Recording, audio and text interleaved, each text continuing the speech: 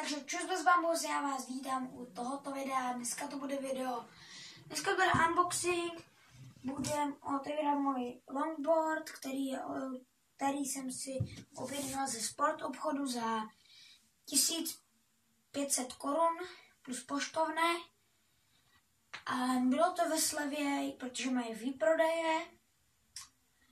Já to nebudu nějak zdržovat a můžeme se do toho pustit. Já si tady vezmu nožík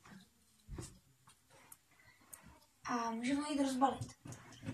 Jinak ještě chci dodat, že tady to bude ta unboxovací část a na konci, když to bude mít vytažené, si řekneme nějaké ty informace.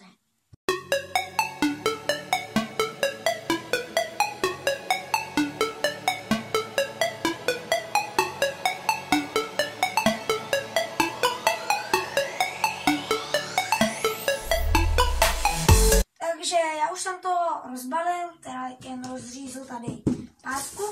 Ještě jsem neviděl ani kolečka. Takže bude taková first feeling.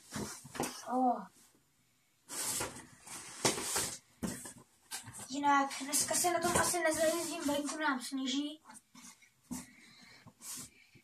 Wow, je to větší, je to vlhké celé. Fuj, musím přečít. Ale nicméně, nevím, jestli to jde vidět, ale tak tady to je. Takovýhle. Celé to mokré, z nějakého důvodu. Sraždí se tam voda.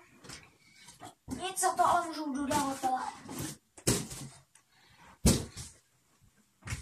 Tak, to je celý tenhle longboard. Teď bez timelapsu si rozbalíme tady tu folii. Já se toho nechci ani dotknout, protože je to tak sakra drahý. A jakože není to zrovna ideál, kdybych to zničil hned poprvé, co jsem to viděl, takže ty grip tape to má zajímavou. Kvůli penou, řekněme. Grip tape to má horší. Kdo neví, co je grip tape, je to tohle. Je to tohle, má to takové, jak kdyby černou barvu, nějaké lepidlo a do toho nasypané nějaké kamínky protiskluzové, speciální.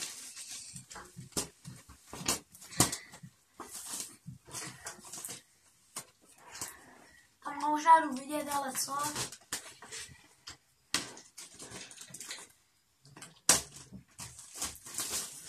Nožíček se nám hodí. Já to asi se zrychlím, protože to bude trvat ještě díl než ta krabice. I když už to skoro máme, no. Tak, tady bude střih a zatím čus. Já jsem to už odbalil a teď budou informace. Omluvte mě, kdyby jsem zmizel ze záběru, mám to tady připravené vedle na notebooku, takže já se ještě tak trošku přiblížím, abych to přečetl. Takže má to 100 cm na délku a na šířku to má 25 cm. Dále 70 mm takhle na šířku a 50 mm takhle kolečka mají takhle průměr. Dále je to vyrobeného, ty kolečka jsou z materiálu PU. Já se přiznám, že osobně tomu moc nerozumím. Zrovna tohle nevím, co je. Ale třeba tvrdost koleček je 80A, což je jeden z nejtvrdších koleček na trhu. Dále tu máme ložiska ABEC 9. To jsou prostě klasická ložiska. Ty jsou tady, co točí ty kolečka. Promiňte za nečekaný střih, my jsme se s kameramanem na něčem domluvili. Dále tady máme, jak jsem říkal, ty ložiska ABEC 9. Hmotnost to váží 3,2 kg a unese to 100 kg zhruba. Jinak má to zapuštěné ložiska a černé kolečka.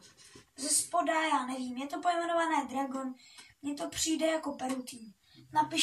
Posuďte sami. Doporučený věk je 8 let, což mě je 11, ale tak což je, jo.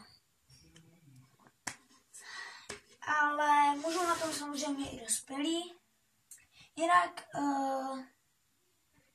můj bratr má taky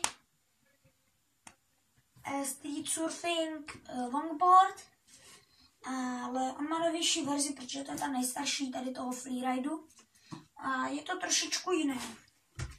Já nevím, když to tady dám blízko, jestli se tam tak zatřpití ta grip tape, tak ono to vážně nějaký posazené nějakýma kamínkama, aby to doopravdy neklouzalo. Což potom už je to u těch novějších je to normální. No nic, já si myslím, že to není tady třeba víc rozebírat. Já jsem prostě extrémně rád, že mě to konečně přišlo. Konečně, objednal jsem si to v pondělí, středa. No nic. Takže to by bylo k tomuhle unboxingu všechno. Já doufám, že se vám to líbilo. A určitě dejte like, popřípadně odběr, a když se vám to nelíbí, tak můžete dát ten dislike. A když dáte ten dislike, tak mi napište, co mám zlepšit. No nic, já se s vámi rozloučím, takže čus.